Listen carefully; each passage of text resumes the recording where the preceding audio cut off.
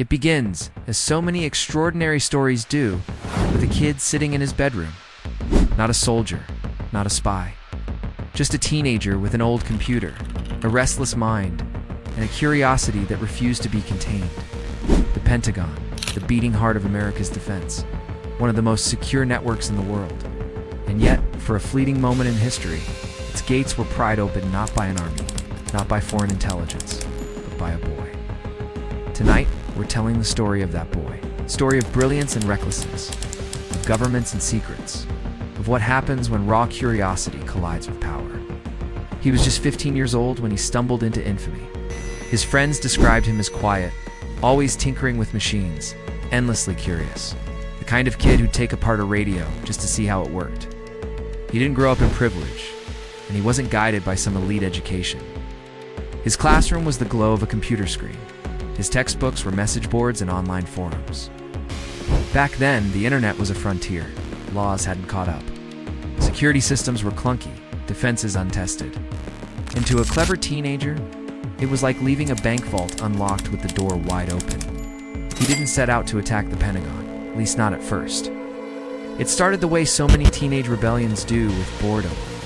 Late nights, a dial-up modem humming, and a thrill that came from stepping just one line further than he should. What began with school servers and local networks soon spiraled into a hunger. How far could he go? The Pentagon's network was supposed to be impenetrable. Millions spent to guard it. Thousands of experts dedicated to securing it. But security is only as strong as its weakest link, and the boy found one. A forgotten back door, a piece of code nobody had patched, a door left ajar in the fortress wall. He slipped in, and suddenly, this kid, barely old enough to drive, was staring at the nervous system of America's military might. It launched missiles, and would steal state secrets. Just looked. And sometimes, looking is enough. Because in that moment, he proved a devastating truth. Even the most powerful nation on Earth could be outsmarted by a child. The news broke quickly. The Pentagon hacked. Reporters rushed to paint him as a mastermind, a prodigy, a criminal. The government, humiliated, needed someone to blame. For the boy, it was no longer a game. He went from an invisible presence online to a hunted name in the real world. Agents knocked on doors. His parents, bewildered, watched as men in dark suits explained that their son had breached the Department of Defense.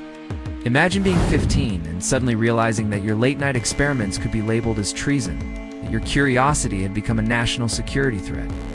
The trial that followed was complicated. Some experts saw him as a genius, others called him reckless, even dangerous.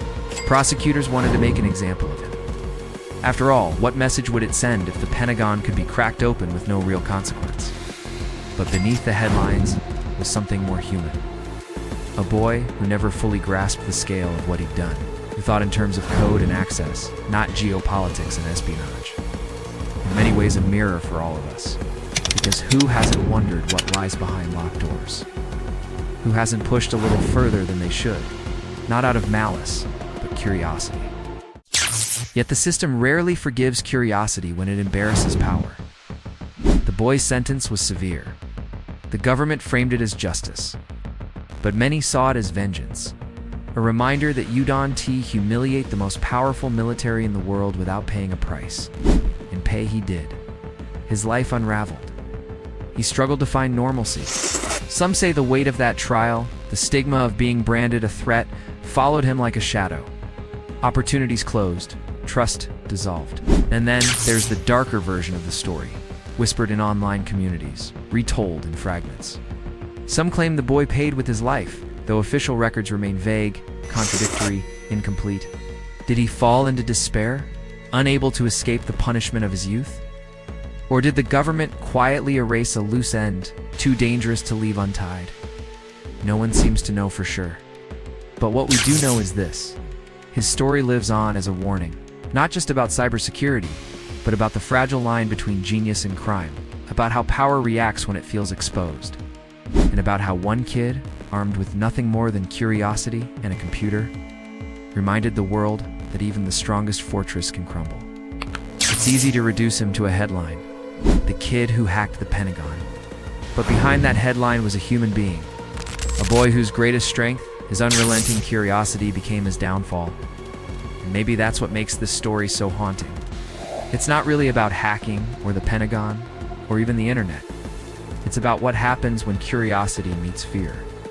When the questions we ask are punished more than the mistakes of those who built the system. As you hear this story, maybe you feel admiration, maybe you feel unease. But above all, you feel the weight of a truth we rarely admit.